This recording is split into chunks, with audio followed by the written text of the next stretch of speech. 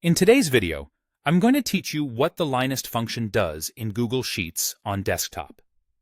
Think of LINEST as your built-in tool for finding a straight-line relationship between two sets of numbers. When you have one column that represents an independent variable, like time, price, or distance, and another column with your measured results, LINEST calculates a linear regression that best fits that data. At its core, LINEST returns two key pieces of information: the slope and the intercept of the best fit line. The slope tells you how much your result changes for every 1 unit change in your independent variable. If the slope is positive, your values tend to go up together. If it's negative, they move in opposite directions. The intercept is the point where that line crosses the vertical axis, the value you'd expect when your independent variable is 0.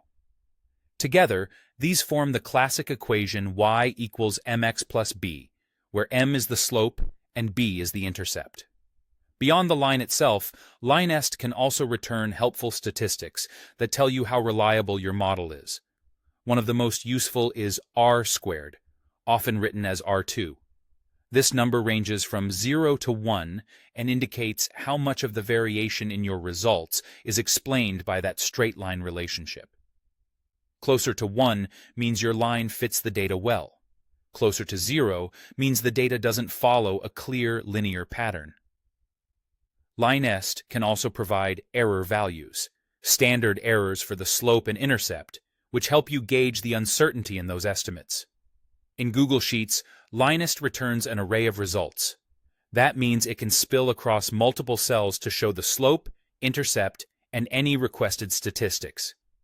If you only need one part, like just the slope, you can reference that single output cell or wrap the result to extract it.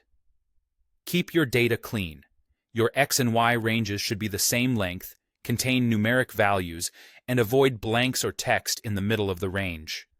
Outliers can pull the line away from the bulk of your data, so it's worth reviewing unusual values and visualizing with a scatter chart. Finally, remember why you'd use LINEST: to analyze trends and make predictions.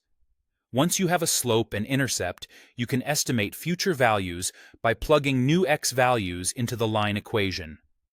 Use R2 and the error measures to judge confidence, and always consider whether a straight line is a sensible model for your situation.